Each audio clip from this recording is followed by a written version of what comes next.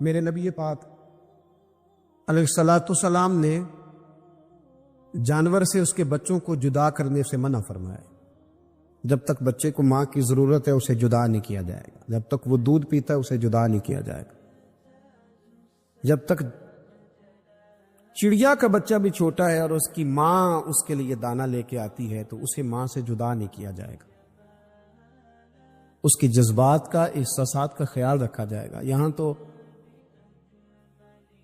میرے دیہاتوں کے جو بڑے سمجھدار قسم کے سمجھدار چودھری قسم کے لوگ ہیں، ان کا بھی جب بہو سے اختلاف ہوتا ہے تو کہتے ہیں اس کے بچے رکھ لو، یہ جب خود روئے گی تو لوٹ کے آ جائے گی. جس محبوب نے جانور سے اس کے بچے جدا کرنے سے منع کیا، ماں سے بچے جدا کر رہا. اور سیانے لوگ اور کچھ میکے بھی ایسے ہیں، میکے بھی وہ کہتے ہیں بیٹے تو آ جا اور بچے واپس کر دے، اس لیے کہ بھئی ہمارا نہیں ان سے نظام چلے گا، بچے ان کے ہیں تو ان کو دے. کتنا ظلم ہے. سیانہ انسان ہو کے یہ بات کر رہا ہے، سمجھدار ہو کے، عقل مند ہو کے، ذی شعور ہو کے. دعویٰ ہے اس کی بزرگی کا. نبی رحمت علیہ السلام کی غلام حضرت ابو ہریرہ رضی اللہ تعالیٰ عنہ فرماتے ہیں، مشکات میں موجود ہے، فرمایا کہ چڑیا آئی اور آ کے میرے نبی کے کندھوں پہ بیٹھ گئی. جانے اس چڑیا نے کیا کہا کہ محبوب کی آنکھوں میں آنسو آ گئے. حضور روئے اور فٹافٹ حضور اٹھے، فرمایا کون اس کے بچے اٹھا کے لایا ہے؟ کس نے اس کے بچے اٹھائے؟ کون ہے؟ جلدی بتاؤ. حضرت ابو ہریرہ کہتے ہیں کہ صحابی ہے کہ یا رسول اللہ مجھے ذرا پسند آ گئے تھے تو میں اٹھا لایا. حضور نے فرمایا اسے واپس کر دے، ورنہ یہ ایک میری بارگاہ میں شکایت کر رہی ہے تو قیامت میں بھی تیری شکایت کرے. اور جا وہیں رکھ کے آ جہاں سے تو اٹھا کر کے لایا تھا. میرے دوستو، دین اتنے اعلیٰ حقوق بیان کرے جانوروں کے اور انسان اس سے آگے بڑھ کے انسانوں کے ساتھ سلوک کرے. اور یہ بھی یاد رکھ لے کہ شکار ضرورت کے لیے کھیلنا جائز ہے، شوق کے لیے کھیلنا جائز نہیں ہے. آپ شوق کے لیے جانور مار کے گھر آ گئے، شوق کے لیے جانور مارا اور گھر آ گئے. معاذ اللہ تعالیٰ ایسے بھی شہزادے ہیں سیاستدانوں کے، سیٹھوں کے، نوابوں کے، جو کہتے ہیں کہ ابھی وہ کوئی کھانے کے لیے تھوڑی شکار کر رہا ہے، وہ تو نشانہ پکا کر رہا ہے اپنا. معاذ اللہ نشانہ سمجھ کے جانور کو مارا جائے گا. اور یہاں تک باتیں سننے میں ملتی ہیں کہ جانور باندھا جاتا ہے، اس پہ نشانہ کیا جاتا ہے. رسول پاک علیہ السلام نے لعنت فرمائی ایسے شخص پر جو بندھے جانور پر نشانہ لگاتا ہے. یہ ہمارے شوق ہیں، یہ بڑائی کی علامت ہے. 4 پیسے آیا تو لوگوں نے یہ شوق پال لیے، اور بے دریغ جانوروں پر لوگ بندوقیں اٹھائے گھومتے ہیں. حضرت محی الدین ابن عربی کہا کرتے ہیں جس کو پورا ہفتہ ہو گیا نا، وہ طریقت کا مسافر بھی. جاگ رہے ہیں آپ حضرات؟ کہتے تھے جس کو پورا ہفتہ ہو گیا نا طریقت کا مسافر بھی ہے، پر اللہ رسول کی یاد میں رویا نہیں. فرماتے تھے مجھے تو اس کے ایمان پر شک ہونے لگ گئے کہ 8 دن ہو گئے، اسے خیال ہی نہیں آیا. حضرت عمر میدان میں جس شخص کے کبھی پاؤں نہیں لڑکھڑائے، اللہ رسول کی بات آتی تھی تو دریا بہتے تھے آنسو. یہاں حال ہی کوئی نہیں. خشک خوش جملے اور جناب موٹے موٹے تراشے ہوئے فکرے اور لفظوں کی ہیرا پھیری، اس کے علاوہ کوئی چیز نظر ہی نہیں آتی. حضرت عمر رونے لگے، آخری وقت ہے، تڑپ رہے ہیں، آنسو بہ رہے. حضرت عبداللہ ابن مسعود آ گئے. انہوں نے کہا عمر تیری ہجرت بھی بڑی باکمال تھی، تیرا اسلام قبول کرنا بھی بڑا ہی باکمال تھا، حضور بھی تجھ سے ہمیشہ راضی رہے. عمر تو روتا کیوں ہے یار؟ بات تو یہ ہے کہ جب تو نے خلافت سنبھالی تو پھر تیرے طریقے بھی باکمال ہی تھے، اور جب تو میدان میں اترتا تو پھر بھی تیرے معاملات باکمال تھے، اور جب تو مال غنیمت بانٹتا تھا پھر بھی تو باکمال. یار ہر موقع پہ تو باکمال تھا تو جاتے دفعہ روتا کیوں ہے؟ ان کا استغفار دیکھو، ان کی توبہ دیکھو. حضرت عمر پھر رو پڑے، کہنے لگے عبداللہ لوگوں کو میری نیکیوں کا پتہ ہے، گناہوں کا تو نہیں نا پتہ. وہ تو میں جانتا ہوں یا میرا مالک جانتا ہے نا. نیکیاں تو سب کے سامنے، پر من عالم کے من دانم جو اندر چھپے ہوئے گناہوں کے ڈھیر ہیں وہ تو میں جانتا ہوں. تو نے میرے کلمہ پڑھنے سے لے کر میری حکومت تک میری ساری نیکیاں گنوائی ہیں، اب دعا کر میرے لیے کہ رب میری نیکیاں اور بدیاں برابر برابر کر دے، مجھے درجہ نہیں چاہیے، بس اللہ مجھے معاف کر دے۔ درجوں کی ضرورت نہیں ہے، یہاں تو لوگ درجات لے کے بیٹھے۔ حافظ کہتا ہے کہ میں جتنے آیتیں ہوں گی اتنے میرے درجے بلند ہوں گے، پہلے درجوں والا کام تو کوئی کرنا۔ مولانا کہتے ہیں کہ نور کے ممبر پہ بیٹھوں گا، بھائی پہلے بتا نور کے ممبر کی طرف تیرا سفر بھی جاری ہے کہ نہیں؟ تاجر کہتا ہے کہ میں سخاوت کروں گا تو حضرت عثمان کے ساتھ جگہ ملے گی، پر حضرت عثمان کی سخاوت اور اپنی سخاوت کا فرق بھی دیکھ۔ مجاہد کہتا ہے کہ میں نبی پاک کے جہاد والے صحابہ کی پشت پہ رہوں گا تو پہلے اپنے کام تو دیکھ۔ اور جب ساری باتیں سمجھ میں نہ آئے تو پھر اللہ کی بارگاہ میں استغفار کا، پھر بیٹھ۔ بڑے لوگ استغفار کرتے، معافی چاہتے، اور یہ استغفار پھر اتنا کرم کرتا، اتنی آسانی کرتا، اس قدر بہتری کرتا کہ وہ مانگ تو اپنے گناہوں کی معافی رہے ہوتے تھے اور اللہ رحمتوں کے دروازے کھول دیتا تھا۔ اللہ ان پر کرم کے، ایک ہوتا ہے خوف، ایک ہوتی ہے خشیت۔ خوف والے لوگ توبہ کرتے ہیں، خشیت والے استغفار کرتے ہیں۔ ایک ہوتا ہے خوف، ایک ہوتی ہے خشیت والے استغفار کرتے۔ نبی کریم علیہ السلام نے فرمایا میں دن میں 100 مرتبہ استغفار کرتا۔ دن میں توبہ والا کہتا ہے کہ میں بھول گیا تھا، مجھے معافی مل جائے، اور خشیت والا کہتا ہے میرا یار ناراض نہ ہو جائے، وہ استغفار ہی کرتا رہتا ہے، وہ معافی مانگ۔ حضرت رومی نے مثال دی ہے، فرماتے ایک عورت تھی تو بھیک مانگا کرتی تھی۔ ایک دن بادشاہ کے دروازے پہ بھیک مانگنے گئی تو بادشاہ کو پسند آ گئی، اس نے نکاح کر لیا۔ 20 کنیزائیں اس بی بی کے پاس تھی خدمت کرنے کے لیے، روٹی دینے کے لیے، کپڑا دینے کے لیے، لیکن وہ ہر وقت روتی رہتی تھی، ہر وقت روتی۔ ایک سمجھدار کنیز کہنے لگی کہ ملکہ اب تیرا درجہ بہت بڑا ہے، تو ہر وقت روتی رہتی ہے، معافی مانگتی رہتی ہے ہر وقت، کون سی ایسی نعمت ہے جو تیرے پاس نہیں؟ تو وہ کہنے لگی اس لیے تو روتی ہوں۔ تو کیا مانا؟ کہنے لگی اس لیے روتی ہوں کہ میں اس قابل نہیں تھی جو مجھے مل گیا، کہیں میرے سر کا سائیں ناراض نہ ہو جائے، وہ کہیں بگڑ نہ جائے۔ مجھے پتا ہے کہ میں کیا تھی اور مجھے کہاں تک پہنچا دیا، میں روتی اس لیے ہوں کہ کبھی کہیں وہ ناراض۔ حضرت عمر اس لیے روتے تھے کہ کہیں مصطفیٰ ناراض نہ ہو جائے، حضرت ابو بکر اس لیے تڑپتے تھے کہ کہیں اللہ کا فضل روٹھ نہ جائے۔ یہ جو مولا علی اپنے کمرے میں بیٹھ کے زور زور سے استغفار پڑھتے، تو اس لیے نہیں کہ بڑے پاپ تھے جن کی معاذ اللہ معافی مانگتے تھے، اس لیے کہ رب رسول کہیں ناراض نہ ہو۔ خشیت تھی کہ جہاں ہم پہنچے ہوئے کہیں وہاں سے واپس۔ استغفار بندے کی اللہ سے صلح کرا دیتا ہے، بندے کی رب سے صلح ہو جاتی ہے جب استغفار۔ دیکھیں نا، بڑی سادی سی بات ہے کہ دو بھائی ناراض ہو تو بڑا کہتا ہے اس نے میری بے ادبی بڑی کی، تو چھوٹا اگر پاس آ جائے اور پیر پکڑ لے کر چل یار معاف کر دے، تیرا بھائی نہیں۔ پتہ کیا ہوتا ہے؟ صرف معافی نہیں ملتی، ہاں صرف معافی نہیں، چھوٹے نے بے ادبی کر دی، بڑے کو تکلیف ہوئی، بات جب آگے بڑھی نا تو بڑے نے شکوہ کیا۔ جب لوگوں نے چھوٹے کو سمجھایا تو چھوٹا جب معافی مانگتا، ادھر دیکھو میری طرف، جب چھوٹا معافی مانگتا ہے نا اٹھ کے جاتا ہے اور بڑے کے پیر پکڑتا تو میرا معاف نہیں کرتا، بڑا رو بھی پڑتا ہے، بڑا رو بھی پڑتا ہے، اور وہ کہتا ہے کہ وہ میں اور تم اماں کے پاس اکٹھے بیٹھتے، ایک باپ کی موٹر سائیکل پہ اکٹھے بیٹھتے، تو تیرا اور میرا رشتہ اتیار تو نے یہ کیوں؟ وہ جو آنسو نکلتے ہیں نا، وہ درد ہوتا ہے، وہ کیف ہوتا ہے، وہ سوز ہوتا ہے، وہ لذت ہوتی ہے، وہ پیار ہوتا ہے۔ رب کہتا ہے تو معافی مان، انہو کان غفارا، تو معافی مانگ، میں تجھے معاف بھی کروں گا، تیرے اوپر رحمت بھی فرماؤں گا، تیرے اوپر کرم نوازی بھی کروں گا، تجھے نواز دوں گا، تجھے عطا کروں گا۔ حضرت موسیٰ کلیم اللہ علیہ السلام کا زمانہ مبارکہ تھا، قحط پڑ گیا، بارش نہیں ہوتی۔ ہم لوگ نا اب تو خیر ہمارے پاکستان میں تو ٹیبل ٹاک ہوتی ہے، ٹاک شو ہوتے ہیں ہمارے یہاں، تو پتہ کیا جاتا ہے کہ بارش ہو کیوں نہیں رہی، پر اس پہ یہ ہوتا ہے کہ دھواں بڑا چڑھ گیا ہے، حالات بڑے خراب ہے، فلاں ایسے ہو گیا، قحط کا۔ ہم تو اسباب تلاش کرتے رہتے ہیں نا جی، فوگ بہت زیادہ ہے، فلاں چیز ایسے ہے، فلاں چیز ایسے ہے، ہم تو یہ تلاش کرتے رہتے۔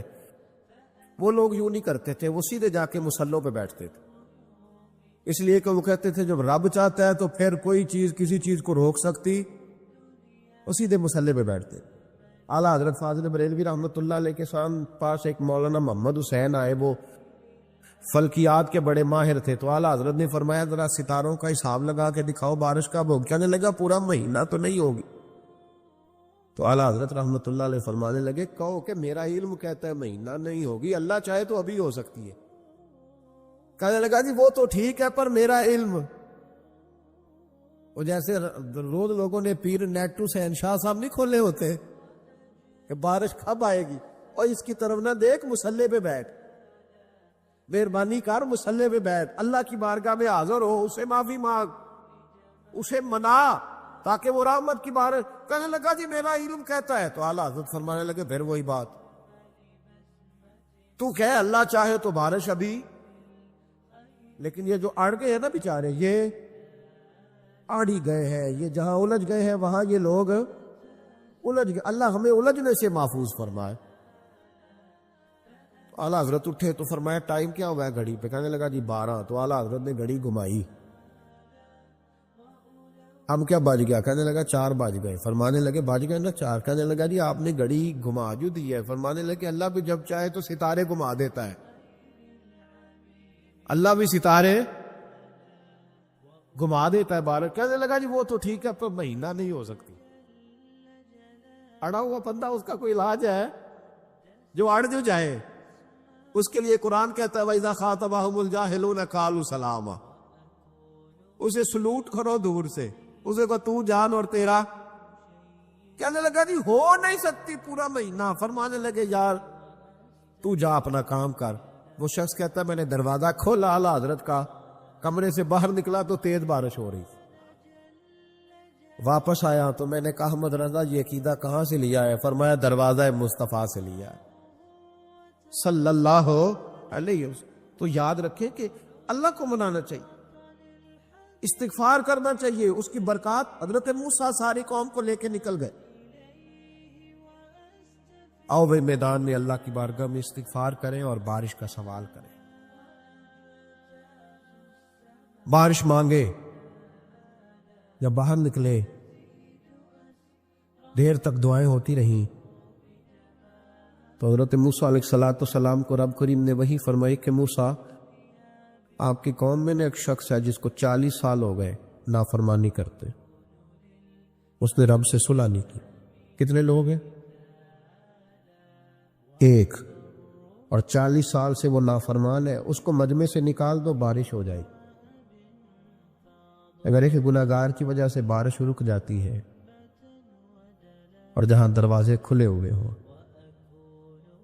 جہاں تنہائیاں خوفناک ہو،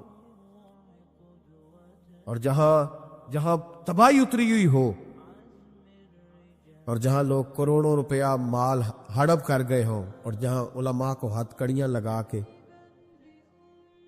ٹھنڈی زمینوں پہ لٹا دیا جائے، اور قوم کہہ رہی ہو اچھا ہوا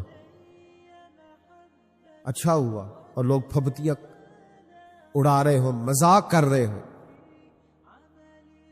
تو پھر اس قوم پہ کس طرح کر کے فضل الہی۔ اور یہ مولوی کا معاملہ نہیں، یہ تو ممبر رسول کا معاملہ ہے۔ میرے مصطفیٰ نے یہ نہیں کہا پیر میرا وارث ہے، حضور نے فرمایا عالم میرے دین کے وارث ہے۔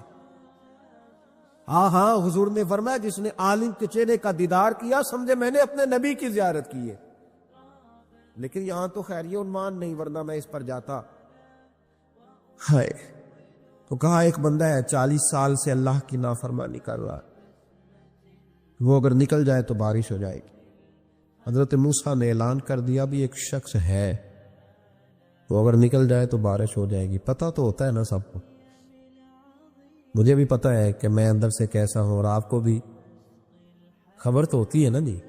جب بات ہو رہی ہوتی ہے تو پھر پتہ تو چلتا ہے نا کہ بات کہاں جا کے سیٹ ہو رہی ہے، پتہ چلتا ہے نا، اسے بھی چل گیا پتہ اب اندر ہی اندر رونے لگا.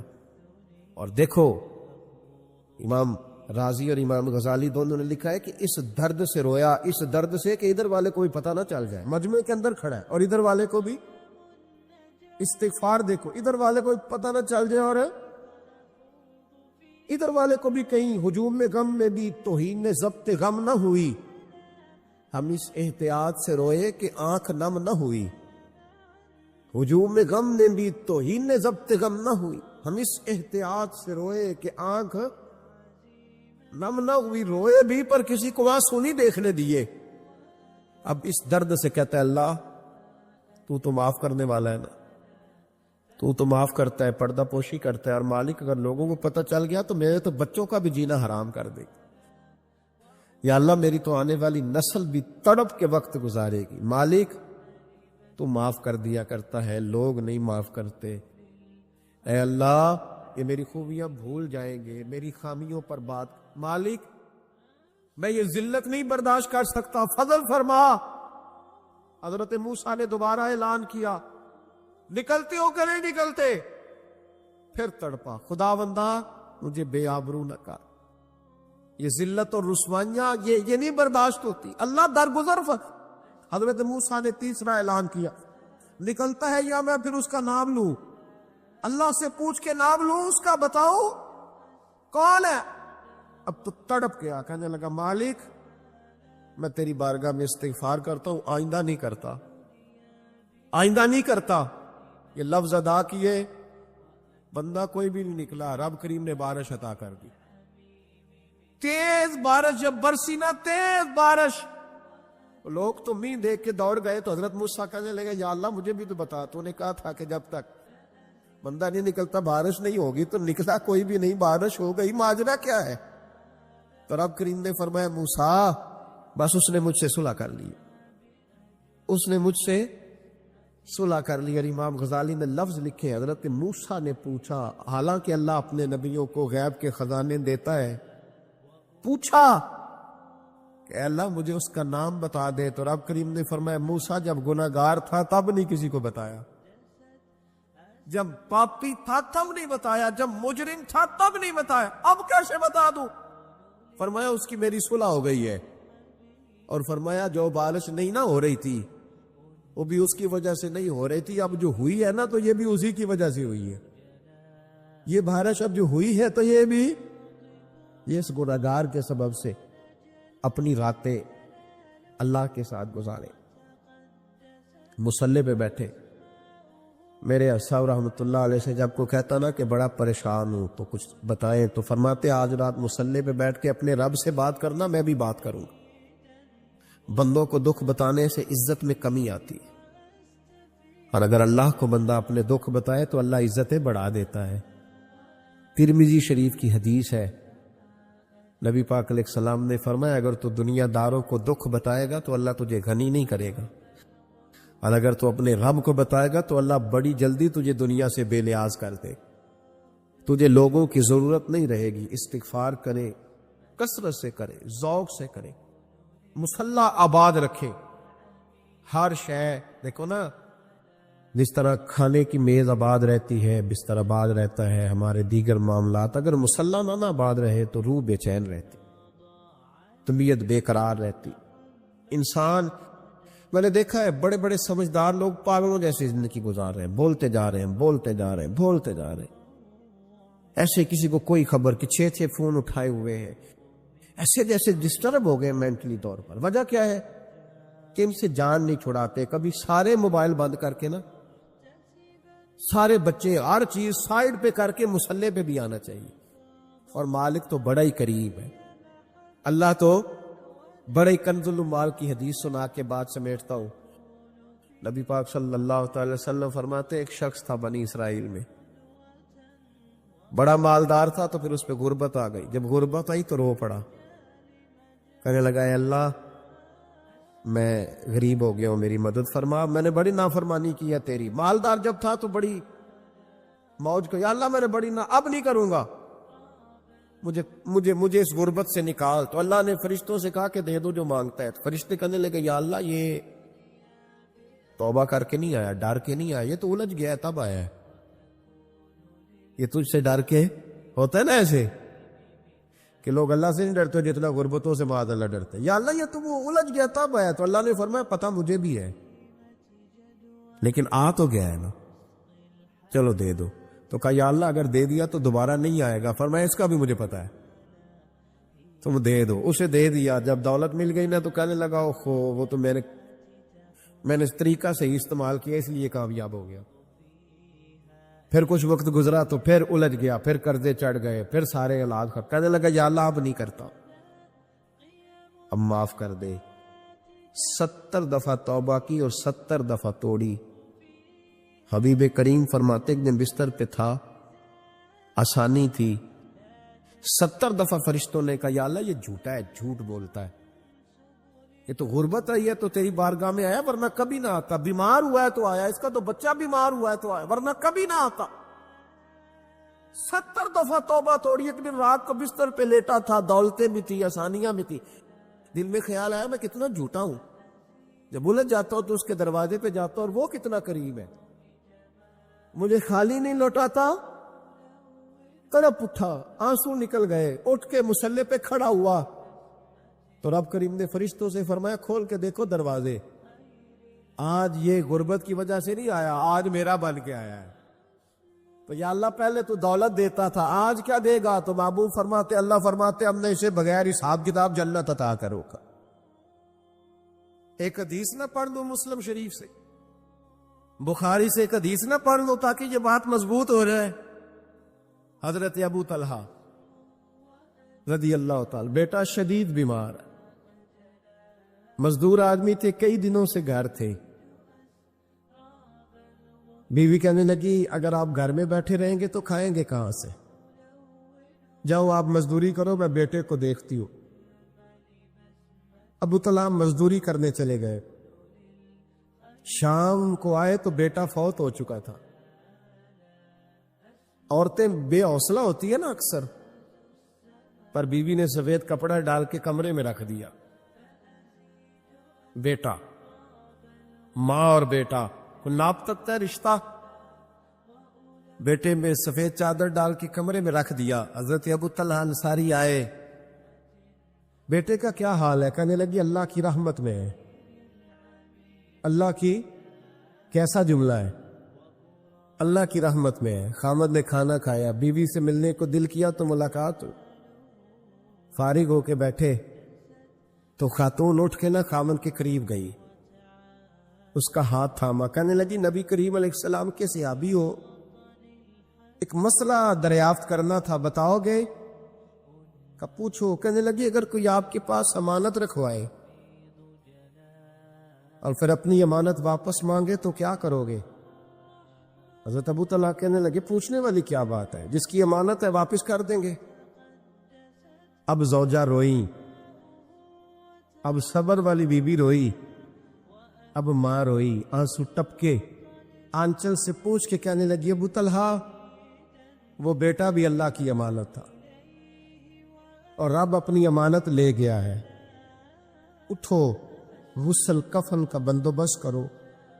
حضرت ابو طلحہ اٹھے, ہامتے کامتے ہاتھوں سے غسل کفن دیا, مسجد نبوی میں پہنچے, محبوب کی بارگاہ میں عرض کیا تو رسول کریم فرمانے لگے تیرے اور تیری بیوی کے عمل سے اللہ بھی بڑا راضی ہے, اللہ کے رسول بھی بڑے راضی, اور اللہ تجھے برکت عطا کرے گا. صحابہ کہتے ہیں پھر اللہ نے انہیں 9 بیٹے عطا فرمائے.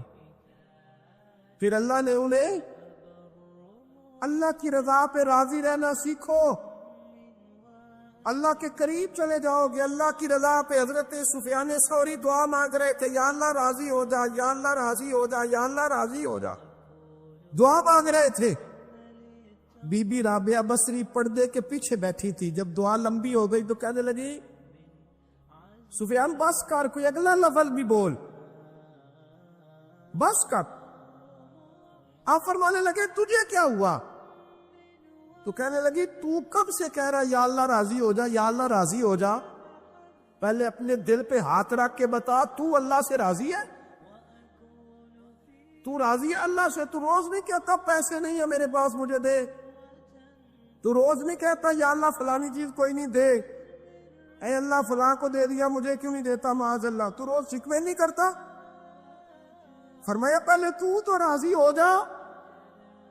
ترمذی شریف کی حدیث ہے، میرے نبی کریم علیہ السلام نے فرمایا تم اللہ کے دیے ہوئے تھوڑے رزق پہ راضی ہو جاؤ، اللہ تمہاری تھوڑی عبادت سے راضی ہو جائے۔ دیکھیں نا امام حسین کا آخری جملہ کیا ہے میدان کربلا؟ آخری جملہ کیا ہے؟ میں 5000 مسجد دے کے کہتا ہوں دیا نہیں میں نے، اللہ بڑا راضی ہے مجھ سے، 5 نمازیں پوری نہیں پڑھتا۔ امام علی مقام نے نا دل، کلیجہ، جان، اولاد، ہر چیز نکال کے رکھ دی، تو آخری جملہ یہ تھا اے اللہ بتا تو حسین سے راضی ہے کہ ناراض ہے؟ اللہ تو راضی ہے کہ ناراض ہے؟ بھائی پہلی بات رحمت الہی، دوسرا اللہ کی رضا پہ، یعنی عجیب بات ہے نا، جب اللہ کروڑوں دے تو دنیا چھپاتی ہے، اور جب تھوڑا کاروبار ٹھنڈا ہو جائے تو ساری دنیا کو دنیا بتاتی ہے۔ تو جب میں تو کہہ رہا ہوں کہ میں بندہ ڈھونڈ رہا ہوں جو مجھے ملے، آ کے کہے کہ شکر کا طریقہ بتاؤ، تو مل ہی نہیں رہا۔ کو ملے جو کہے بڑی خیر ہے، ہر لحاظ سے اپنے رب سے راضی ہو، مل ہی نہیں رہی دنیا۔ تیسری بات، اگر اللہ کے قریب جانا ہے، یہ ان لوگوں کے لیے جو معرفت الہی کے متلاشی ہیں وہ خاص توجہ کریں۔ اگر رب کریم کے قریب جانا ہے تو پھر ایک ذہن بنائے کہ میرا رب میرے ساتھ ہے، میرا رب میرے، نحن اقرب الیہ من حبل الورید۔ اور درویش کہتے ہیں جے میں تینوں اندر جانا تو پھر مقید جانا، جے میں تینوں باہر جانا تے اندر کون سمانا، اندر بھی تو ہے تے باہر بھی تو، وچ بلا کون نمانا۔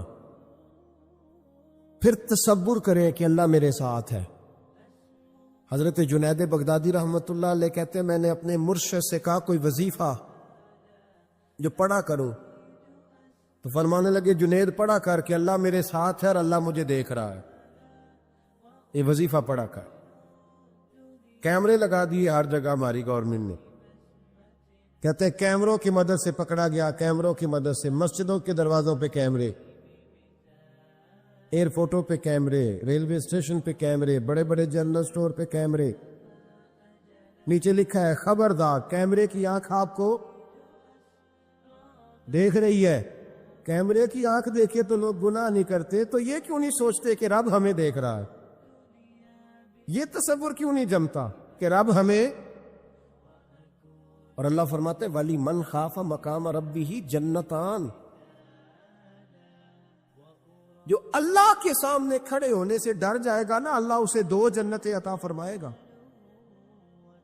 اللہ اسے ایک دفعہ اگر کوئی ڈر گیا اللہ کے سامنے کھڑے ہونے، کتنی دفعہ بولے تو صحیح۔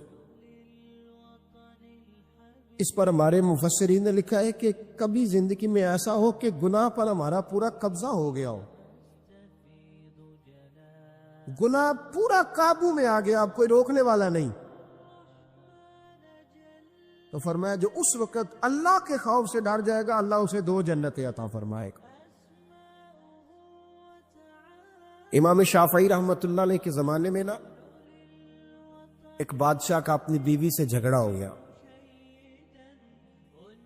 تو وہ بھی ملکہ تھی، کسی بادشاہ کی بیٹی تھی، شہزادی تھی، اس نے بھی سخت جملہ کہا، کہنے لگی چل دور ہٹ جہنمی، معاذ اللہ۔ اب اس نے اپنے خامد کو جہنمی کہا، تو وہ کہنے لگا اس کا خامد کہ اچھا تو مجھے جہنمی کہتی ہے، جا پھر اگر میں جنتی نہیں تو تجھے 3 طلاقیں۔ اب کیسے ثابت ہو کہ جنتی ہے کہ جہنمی ہے؟ کیسے پتا چلے گا؟ علماء سے پوچھا تو وہ کہنے لگے ہم کیسے بتائے گا، کون ڈگری دے کہ تو جنتی ہے کہ جہنمی ہے؟ بات دور نکل گئی۔ امام شافعی کے پاس گیا، وہ رسوخ رکھتے ہیں علم فقہ کا، ان کے پاس گیا، جا کے کہنے لگا حضور یہ مسئلہ ہے۔ امام صاحب فرمانے لگے اکیلے میں مجھے ملتے ہو؟ وہ اندر آیا، کچھ دیر گفتگو ہوئی تو امام صاحب فرمانے لگے لو جی یہ بندہ جنتی ہے، اس کی بیوی کو طلاق کوئی نہیں ہوئی، یہ جنتی ہے۔ ہم کو پتہ ہے لوگ فتویٰ جلدی دے دیتے ہیں، کچھ لوگ خلاف تقریریں کرنے لگے کہ بادشاہ تھا تو امام صاحب نے بچا لیا ہے. کیسے آپ نے ڈگری دے دی کہ جنتی ہے جی؟ تو امام صاحب کہنے لگے تم بحث نہ کرتے تو میں بات پردے میں رہنے دیتا. سنو، میں نے بادشاہ کو تنہائی میں بلا کے پوچھا ہے کہ کبھی اللہ سے بھی ڈرے ہو؟ صرف اس لیے کہ اس وقت اللہ دیکھ رہا ہے. یہ نیت کبھی بندوں سے ڈر کے تو بندے بڑے گناہ نہیں نہ کرتے، کبھی اللہ سے ڈر کے بھی چھوڑا ہے. تو بادشاہ کہنے لگا بالکل چھوڑا ہے. میری ایک کنیز تھی بڑی خوبصورت، غریب گھر کی ملازمہ، غریب گھرانے کی تھی. ایک دن میں آیا تو میرے کمرے میں صفائی کر رہی تھی. معاذ اللہ میرا اس پہ دل آ گیا، میں نے دروازہ بند کر لیا. دنیا کی کوئی طاقت نہیں تھی، میرا اپنا محل تھا، مجھے کچھ دیکھ بھی لیتا تو کسی میں جرت نہیں تھی مجھے منع کرنے. اور میں چونکہ حکمران تھا اور مطلق العنان تھا، کوئی شکایت بھی نہ کرتا. لیکن جب میں نے اس کی طرف ہاتھ بڑھایا تو اس نے ایک ہی لفظ کہا، کہنے لگی تو اللہ سے نہیں ڈرتا؟ تو اللہ سے نہیں ڈرتا؟ کہنے لگا کوئی نہیں تھا امام صاحب مجھے منع کرنے والا، کوئی نہیں تھا. لیکن جب اس نے کہا تو اللہ سے نہیں ڈرتا تو میں کانپنے لگا. میں نے اس سے معافی مانگی، غریب ملازمہ سے میں نے بادشاہ ہو کے معافی مانگی. میں نے معافی مانگی، پھر میں نے دروازہ کھولا، کہتے وہ چلی گئی. امام صاحب کہنے لگے اٹھ میرے سینے سے لگ. کہا حضور کیا ہوا؟ فرمایا جو تنہائی میں اکیلے میں ایک دفعہ بھی رب سے ڈر جائے اللہ اسے 2 جنتیں عطا فرمائے گا. تو جنتی ہے اس لیے کہ تو یار کبھی تو ایسا ہو، کبھی تو ایسا ہو بھولا گاہک ہمارے قبضے میں آ گیا ہو، ہم اپنا پورا اس پر تسلط رکھتے ہو پر ہم اللہ سے ڈر جائیں.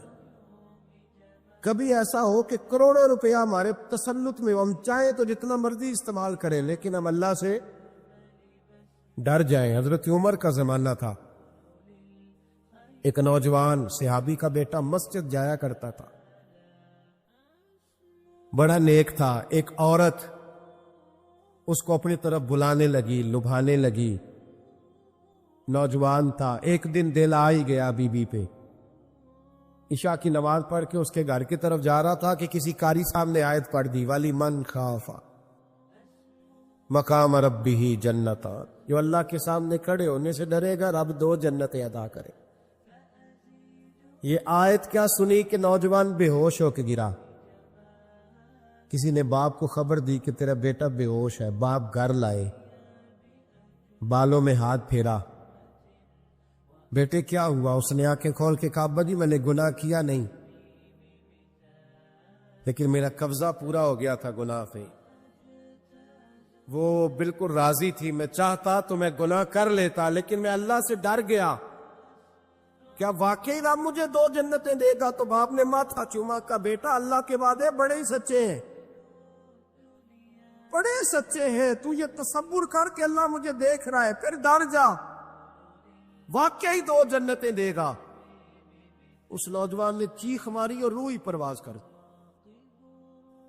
رات کو جنازہ پڑا، دفن کر دیا. صبح حضرت عمر آئے، فرمایا اتنا نیک نوجوان تھا تو مجھے کیوں نہیں بتایا؟ میں اس کے غسل میں شریک ہوتا، کفن میں شریک ہوتا، میں جنازہ پڑھاتا. حضور بس رات دیر ہو گئی، دفن کر دیا. امام سیوطی نے لکھا، ابن کثیر نے لکھا، ابن عساکر نے لکھا. حضرت جناب عمر فاروق فرمانے لگے ہو مجھے بتاؤ تو صحیح اس کی قبر کہاں ہے؟